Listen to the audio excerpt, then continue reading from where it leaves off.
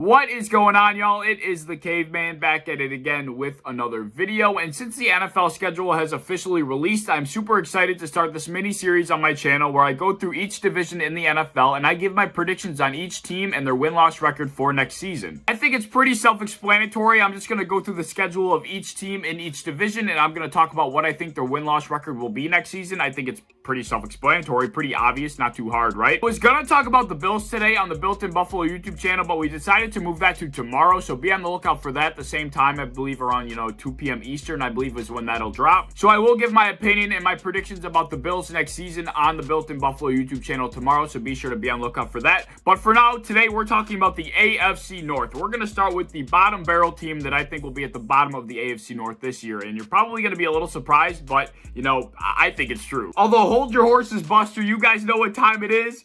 Mott's applesauce time. You guys know the vibe. You guys know the drill. Hold your horses. We can't hop into the video just yet. We got to get this out of the way, right? So yes, as you could probably tell by the color of the bandanas, the team that I think that will finish at the bottom of the AFC North is the Pittsburgh Steelers. I think the Steelers are going to be god-awful. They're building like they're going to be making a Super Bowl run this year. I don't even think they're going to be making the playoffs, all right? They barely made it anywhere in the playoffs with the easiest strength of schedule last year, and now they have the #1 hardest strength of schedule this year. I don't think they're going to make the playoffs, let alone get even close to the Super Bowl. As you can see on screen, these are my predictions for each and every game. I didn't put in a score or anything because that would have just required way too much thought. They're going to come out to the Buffalo Bills and get absolutely molly-whopped in week 1. I can't wait for that freaking game. I can't wait to spank the shit out of the Steelers, but I just don't think they're going to be any good. They really didn't improve the offensive line. Maybe Najee Harris will help the run game a little bit. I don't think Big Ben is going to improve from what he was last year. Big Ben went on a massive decline. I don't see that changing. And every single team in this division over the course of the last year or so has been improving, whereas the Pittsburgh Steelers,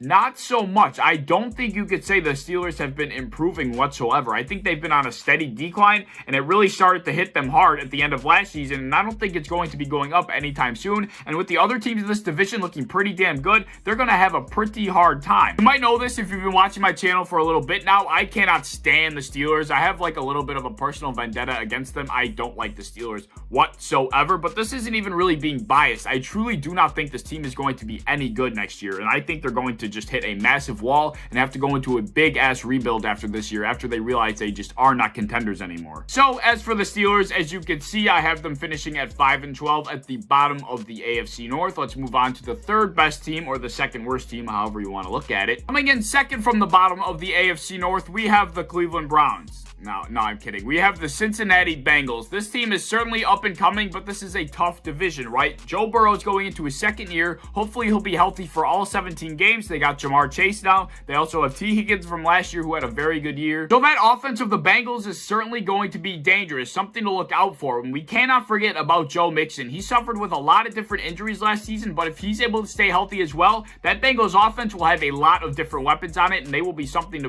really be careful of. Although I do think they should have went with the offensive tackle Penei Sewell at the 5th overall pick in this past draft, but I guess they have enough faith in their offensive line as it is. I think it'll be able to hold up enough for Joe Burrow to get the ball off to all these weapons that he has. So I do think the only way this team is going to win this year if they're able to put up a decent amount of points game in and game out, and with the weapons they have, that's certainly possible because that defense did not improve in the absolute slightest, so they're going to have to put up some numbers on the offensive side of the ball. So as you can see by my schedule prediction, I think they'll start off a little bit slow in the first half of the season, but once they get clicking on the offensive side of the ball and everybody gets on the same page, in the second half of the season, they'll definitely start to put up some W's in the win column, and I foresee the Bengals finishing 7-10, second from the bottom of the AFC North. Coming in second of the AFC North, as you can probably tell by the bandana colors once again, we have the Baltimore Ravens.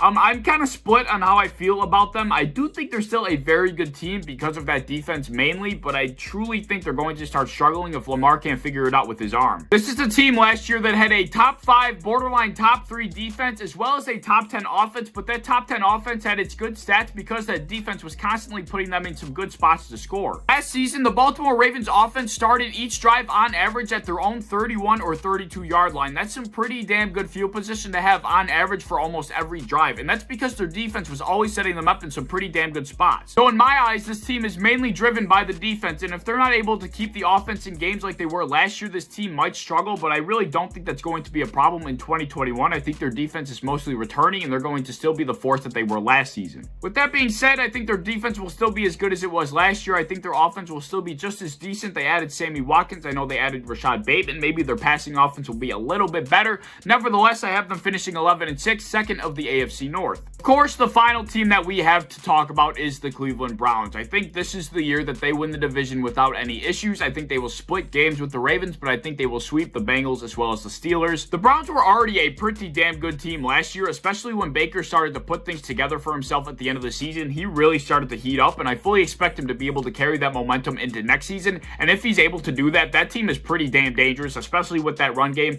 Oh boy, that team is good. And let's not forget, I do think the addition of Jadeveon Clowney is going to make a larger impact than most people are expecting. I think Myles Garrett and Jadeveon Clowney coming off the edge is going to create hell for opposing offenses, especially teams like the Chiefs. You know, I understand the Chiefs will probably still beat them, especially in week 1, but the way you beat the Chiefs is pressure, pressure, pressure. We saw it from the Buccaneers. You just need to get down Patrick Mahomes' throat, and that is how you take down the Chiefs. So that is what I think the Browns have on their defense this year, and I do think that they could be contenders. I truly do. So my final record for the Browns, as you can see, is 12-5. I do think they will win the AFC North, and if I have to pick a team from this division to be Super Bowl contenders, obviously for the most part, it's going to be the team that is at the top of the division, and in this case, it is the Cleveland Browns. I do think they are legitimate threats in the AFC, and I truly think they have a good shot at taking the AFC title home. So there you have it. Those are my final rankings for the AFC North. Like I said, I'm going to talk about the Bills tomorrow on the Built in Buffalo YouTube channel, and then I'm going to continue going into next week with all the other divisions in the NFL. I'm extremely excited to do this, and I have a very bad feeling that somehow this video is going to end up in the hands of Steelers fans, and they're just going to continuously shit on me, as they always do, because I don't like the Steelers.